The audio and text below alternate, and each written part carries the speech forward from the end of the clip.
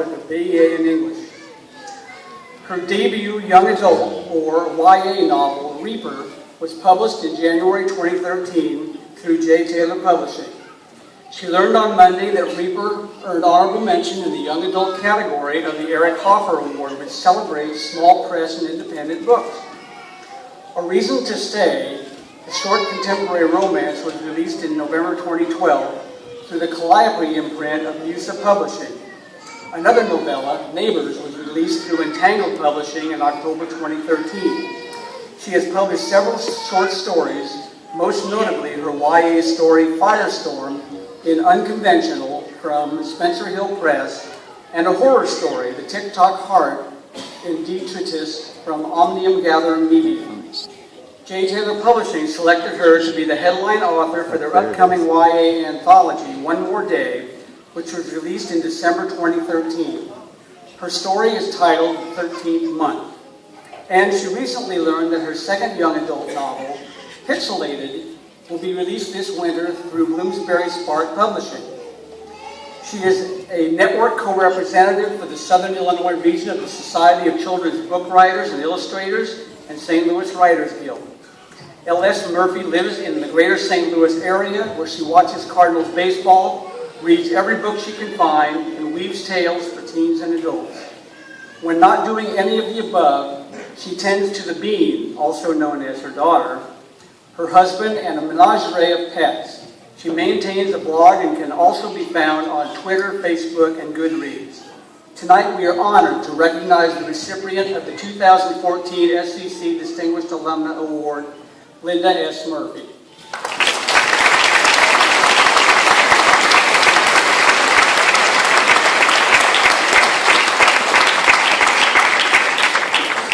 Thank you, Mr. Haas and the members of the Alumni Association. I am truly honored to be here this evening.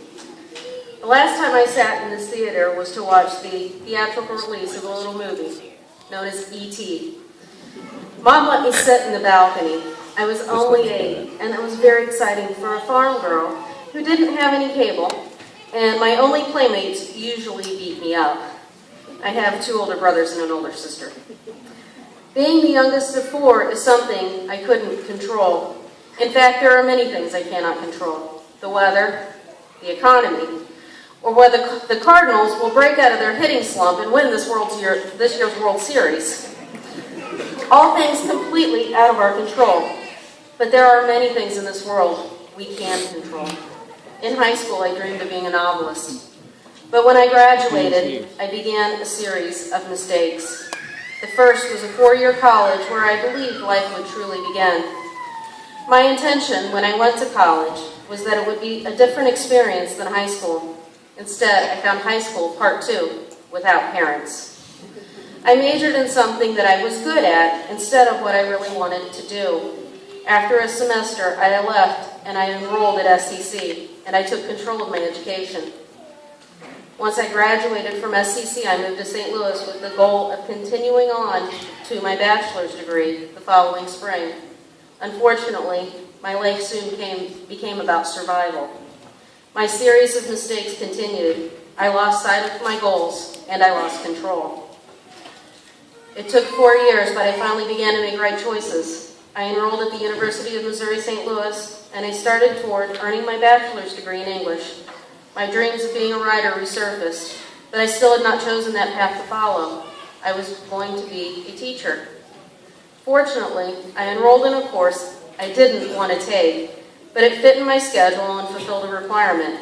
It seemed like an easy A. And I discovered my true calling while I took the course called Adolescent Literature. I read Speak by Lori Halse Anderson, Walk 2 Moons by Sharon Creech, and one of the most inspirational books I've ever read, Rat Saw God by Rob Thomas. These books were not available for me when I was in junior high or high school, and I wanted to write more like them. Up until that point, I was a literature snob. I refused to jump on the Harry Potter bandwagon because who wants to read kiddie books?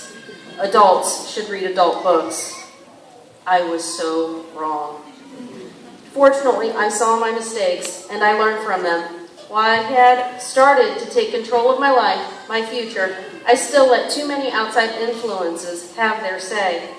This is where a lot of us fail. We start to believe what people tell us instead of believing what we know in our hearts. Once I realized that I was meant to write young adult literature, I began to read everything I could find. I joined the Society of Children's Book Writers and Illustrators. I listened, I learned, and I grew.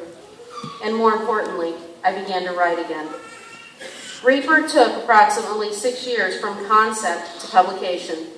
Naturally, the idea came first. Then I developed the characters and outlined the novel. The first draft took me around 9 months to write, longhand in spiral-bound notebooks. I rewrote it, I revised it. I rewrote it, I revised it. I wore off the letters on my keyboard and made finding the delete and backspace keys a guessing game. And I kept going. When I was no longer afraid of showing professionals, I began the process of querying agents. And at that point, I had to give up control. I had no idea how an agent would read my query or how they would react to my sample pages. And I could not control the rejections as they rolled in. No is the predominant world in the publishing industry. More often than not, that is what you hear as a writer. The goal is not to give them a reason to say it. So I controlled what I could. Knowing that publishing professionals Googled potential clients, I made sure my online presence was positive, because if not, that was just another reason to hear no. I put my best self forward. After hard work and determination, J. Taylor Publishing said yes. In an industry where 98% hear no, those yeses are so much sweeter. And none of it would have happened had I not taken control of my future, my goals, and my presence. Kurt Vonnegut once said, "Be careful of who you pretend to be, because you are who you pretend to be. Control the things you can, put your best foot forward, and be the best you possible. This is the key to success in whatever path you take." Congratulations, class of 2014, and continue to take control.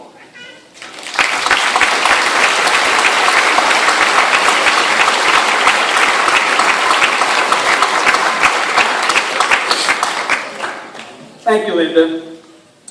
We would like our audience to know that the Alumni Association's annual golf outing, scheduled this year for July 18th at Schaefer Golf Course, provides funding not only for Distinguished Alumni Award plaques that are displayed on campus near the bookstore, but also for an annual $1,000 scholarship to a deserving SCC graduate who plans to continue his or her education at a four-year institution.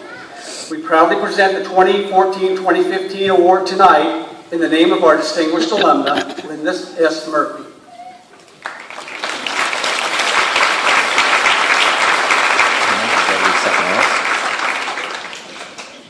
The Alumni Association Board selected Robert Tyler Brown to receive this $1,000 award. Tyler intends to enroll at Western Illinois University or Mizzou, where he will pursue a bachelor's degree in psychology. Will Tyler please come forward? She didn't do it. She said, I want to say, come on down. She didn't do it.